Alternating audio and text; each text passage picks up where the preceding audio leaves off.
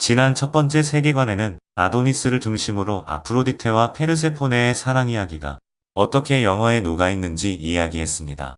이번 편 두 번째 세계관에서는 헤파이스토스를 중심으로 펼쳐지는 세 명의 여신에 관한 이야기입니다.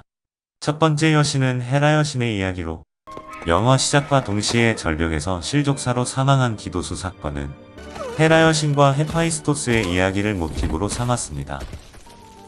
기도수는 60대에 늙고 못생긴 아저씨로 등산을 즐겨하고 롤렉스 시계를 차고 슈어 이어폰으로 말러의 음악을 듣거나 진공관 앰프를 이용한 오디오로 LP 음악을 듣는 등 다방면으로 고급 취향을 가진 사람입니다.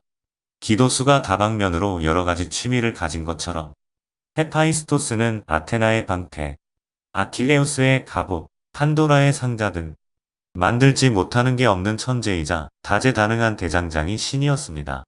그의 어머니인 헤라 여신은 못생겼다는 이유로 헤파이스토스가 태어나자마자 올림푸스 산에서 던져버렸는데 기도수를 산에서 밀어버린 설에가 헤파이스토스를 던져버린 헤라 여신이 됩니다.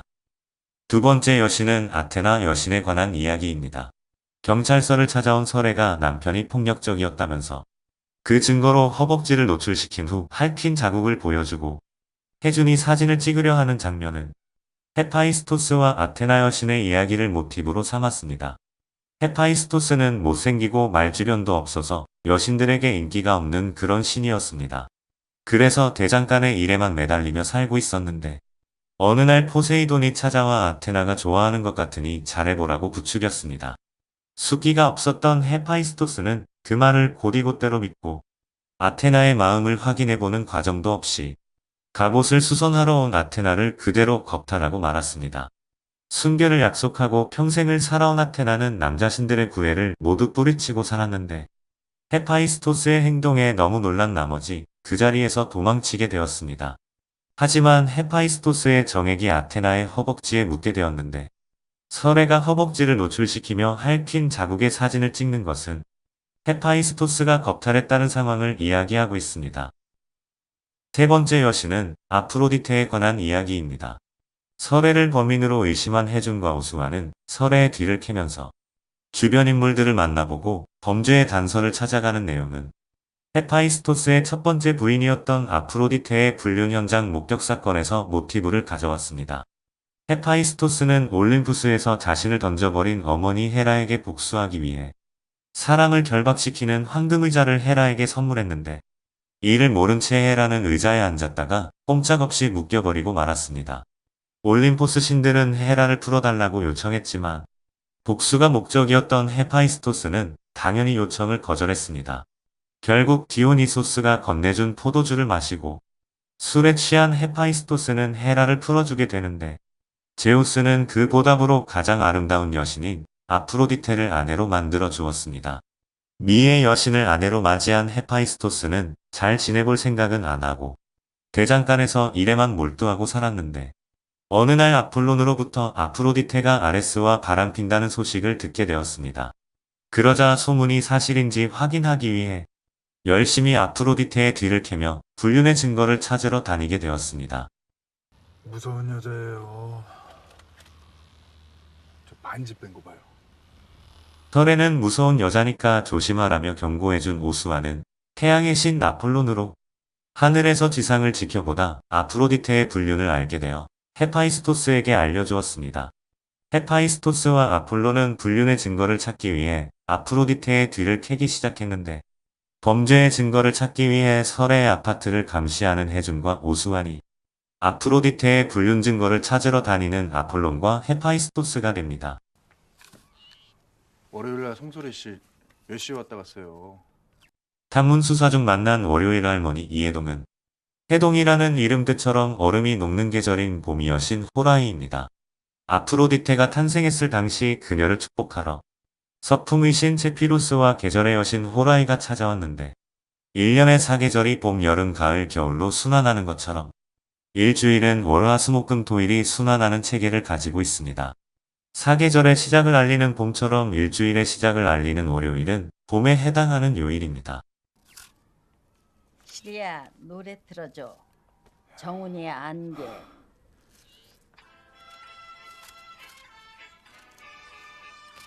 노래 좋지? 월요일 할머니 이해동은 정훈이의 안개라는 곡을 좋아하는데 봄이 오면 북서풍의 차가운 바람과 남서풍의 습하고 따뜻한 바람이 만나 안개가 자주 끼게 됩니다. 그래서 봄이 왔다는 신호인 안개를 좋아하였습니다. 설애의 범죄를 확신한 혜주는 설애를 경찰서로 불러 DNA를 달라고 요청하게 되는데 이 장면은 헤파이스토스가 함정을 파 아프로디테의 불륜을 확인하는 이야기입니다. 헤파이스토스는 그물로 몸을 얽어매는 침대를 개발해서 불륜남인 아레스와 아프로디테가 둘이 알몸으로 엉켜있을 때 그 둘을 사로잡은 후 모든 신들을 불러내어 두 사람을 조롱거리로 만들어버렸습니다. 이 장면은 경찰서로 불러낸 설애와 혜준이 초밥을 먹는 장면으로 연출되었는데 초밥이란 음식은 잘 씻은 쌀의 껍질을 벗긴 생선을 얹어서 먹는 음식입니다.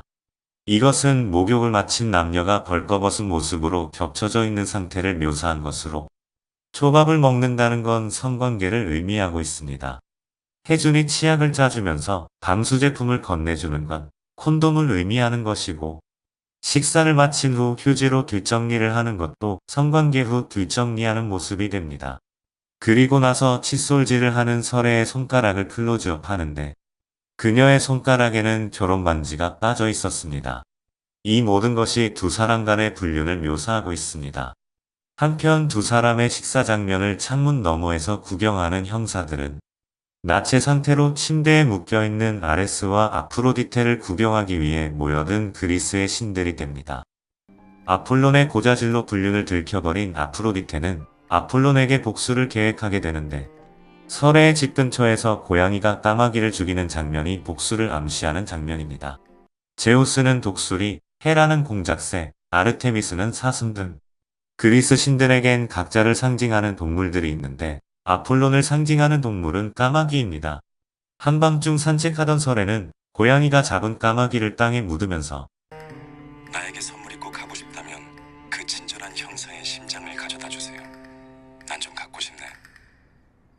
친절한 형사의 심장을 가져다 주세요라는 말을 내뱉는데 심장이란 단어는 혜준의 마음뿐만 아니라 오수환의 심장이라는 이중적인 의미를 가지고 있습니다. 까마귀의 심장을 원했던 것처럼 오수환의 목숨을 노린 것인데 홍산호를 추격하는 오수환이 홍산호의 미용실 가위에 여러 번 찔리는 것으로 연출되었습니다. 부상당한 오수환은 그 이후로 등장하지 않는데 죽었기 때문에 등장하지 않은 것입니다.